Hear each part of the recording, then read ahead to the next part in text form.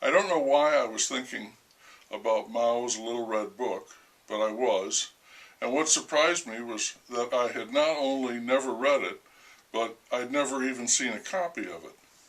That's surprising since it's supposed to be the second most published book in the world. Some say 1 billion copies have been printed, others put it in the billions, like McDonald's burgers. I checked the public library, but they did not register a copy, which further surprised me. Amazon sells it for $15, no surprise there. I found a site online with the complete text. It comes in 33 sections containing 427 quotes, which is why it is also known as the Quotations of Chairman Mao.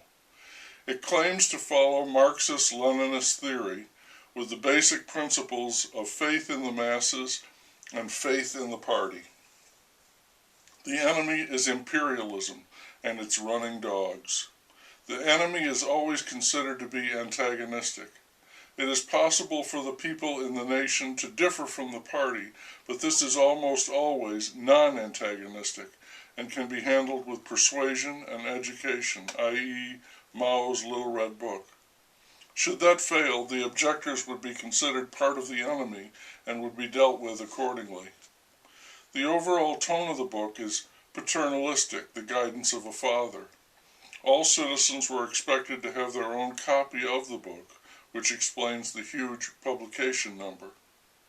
The objective is to establish a new revolutionary government, the Communist Party, and to modernize the culture, the Great Leap Forward, through a process called rectification.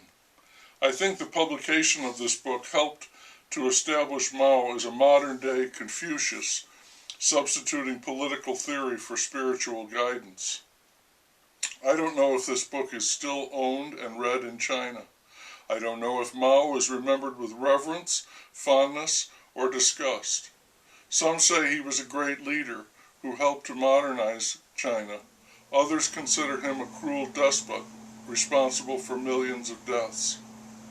He and his book may have been tossed on the ash heap of history, for all I know. I don't even know if China considers itself to be communist anymore. But I thought I would list the sections of this once very prominent text as a means of summarizing the content. And there they go from 1 to 33, but I won't read the numbers. The Communist Party, classes and class struggle, socialism and communism, the correct handling of contradictions among the people, war and peace, imperialism and all reactionaries are paper tigers, dare to struggle and dare to win, people's war, the people's army, leadership and party committees, the mass line, political work, relations between officers and men, relations between the army and the people, democracy and the three main fields, education and the training of troops, serve the people, patriotism and internationalism, revolutionary heroism, building our country through diligence and frugality, self-reliance and arduous struggle, methods of thinking and methods of work, investigation and study, correcting mistaken ideas, unity, discipline, criticism and self-criticism, communists, cadres, youth, women, culture and art, study.